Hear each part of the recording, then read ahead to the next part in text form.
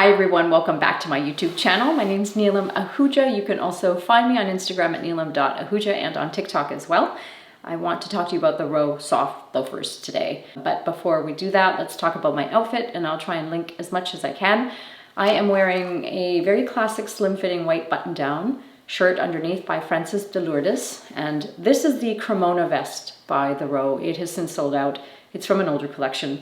I'm wearing it with the classic Row belt in the silver hardware and my Helmut line pants that I found on the RealReal. The soft loafer was first seen as part of the winter 2022 collection, but loafers have been around as part of the Row's branding almost. It's like if you look back any number of years, you're going to find various versions of loafers and iterations thereof, because the designers themselves love a good loafer. In their off time, they're always wearing or sporting a pair.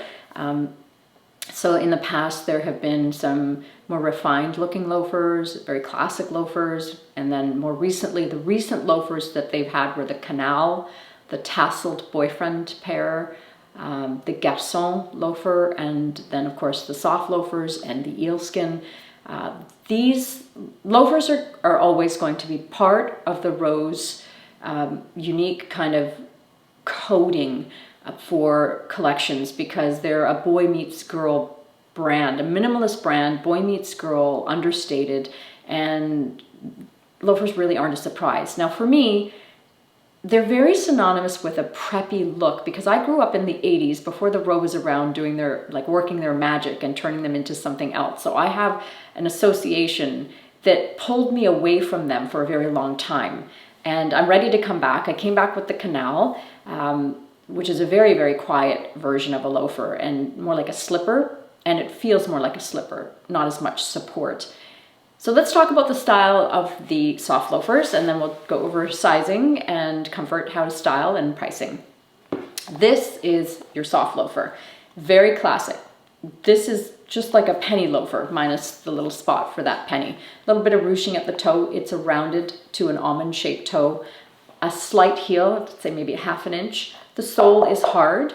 It's not as hard as a Gaia and not as soft as the Canal. It's somewhere in between, which makes it a very good walking shoe. The inside is gorgeous in color, and it feels buttery soft. You can't imagine how soft these are. There will be no rubbing and no issues at the back. It's like a sock on your foot, except a supportive sock, because you're not going to feel every pebble as you walk.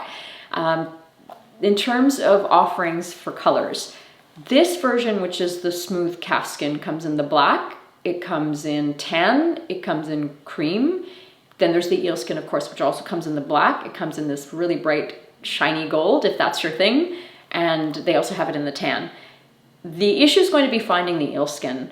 I have not seen a shoe sell out so quickly. Not since the Jerry or the Gaia. It was just, they were gone.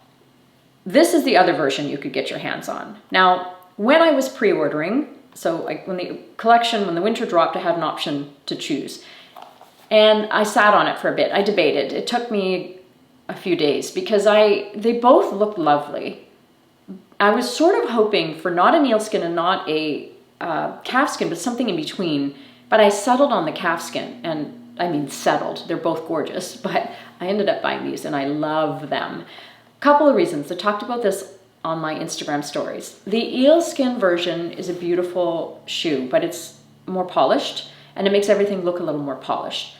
The calfskin, the smooth calfskin, is a more casual shoe that can also be dressed up. I feel like there's more versatility with this one. So I opted for this pair. Also, when I was in Paris, everyone was walking around with their eelskin loafers. And I always want to get something that not everybody else has.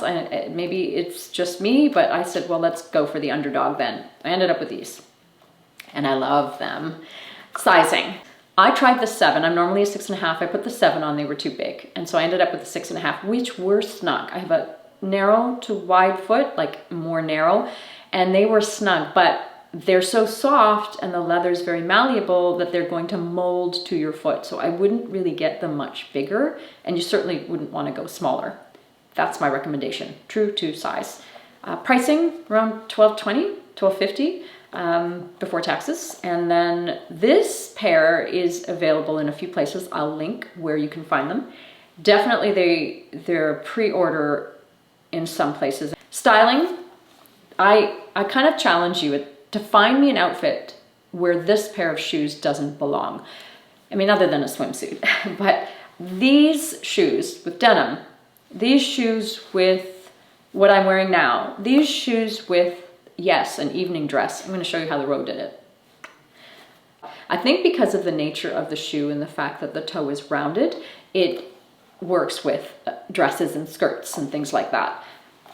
This is the shoe to beat. This is the loafer to beat for me. And in terms of comfort, I love my canal loafers too, but what I would say about this pair is they're even more comfortable because there's support on the bottom. And I have older feet now and they need a little more support. So this is my new favorite pair that will probably be in the rotation far too often. That is your Row Soft Loafer review.